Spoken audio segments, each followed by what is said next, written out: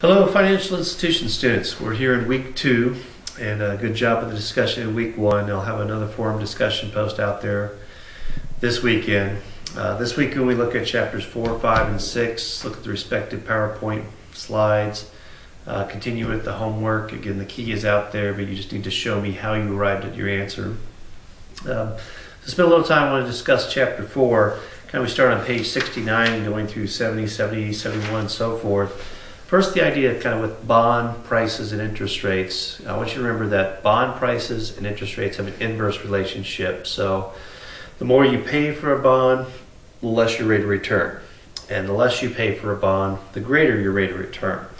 So they show that on page 69, explaining how that demand curve for bonds is derived. If we carry that over to page 70 and we look at that, and we have that downward sloping demand curve for bond, those that are wanting to purchase bonds, it's just like good old economics 101, that as the price of the bond, well, let's say in this case, we look at this in relative to the price, okay? As the price drops, we move along the demand curve, a change in quantity demanded, because as the price is dropping, the rate of return is increasing. So that's why an investor would want to buy more bonds. Now that's with a grain of salt too, because as prices drop and interest rates go up, it can also be that this is a higher risk bond, but we keep things simplified for now in an assumption. And then those that are supplying bonds, just as a movement along the supply curve, if we think of it this way, as the price goes up, it costs the firms less money to finance those bonds. They can offer them at a lower interest rate. They might be willing to entice to offer more supply of bonds to the market. Again, a movement along the supply curve. So the rest of this chapter looks at those questions, that hey, what can shift the demand curve for bonds, or what can shift the supply curve for bonds? So chapter 4, page 72, we look at things that can shift from a demand perspective. We have wealth, expected return on bonds, risk of bonds relative to alternative assets, liquidity of bonds relative to alternative assets. Again, these could be outward to inward shifts, and they show examples in 73. If we look from a supply perspective, shifts in supply can be expected probability investment opportunities. If a firm wants to raise capital, they think it can make good profits on it, they may supply more bonds in the market, shifting it out. Expected inflation could shift it out.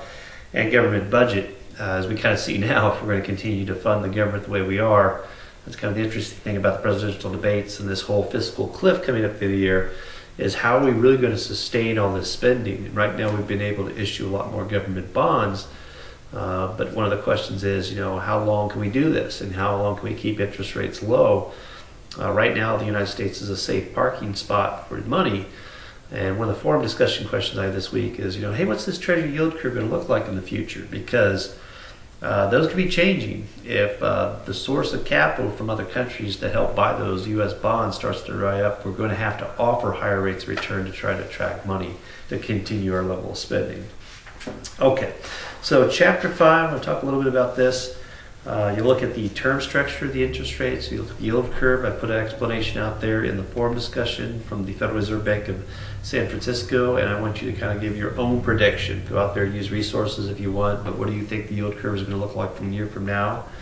And then finally in chapter 6, we look at something you may have seen before in a finance course called efficient market hypothesis. It was developed by Eugene Fama, late 60s, early 70s, and he's a strong believer in this model. He says for the most part the model works pretty good. The idea that any asset, any security, the price should be accurately reflected in the market because people have all available information. And if any new information comes out, say about earnings for a company or profitability for a bank, changes, that should be reflected almost immediately in the stock price. So I think you'll find some things in there that are interesting about whether does the efficient market hypothesis really hold true? And they give you some examples on page 125. But you'll go through different stages of different beliefs of efficient market hypothesis: weak form, semi-strong form, and strong form. Well, that's it for the week. So do send me an email if you have any questions. But otherwise, have a great week. We'll talk to you again soon.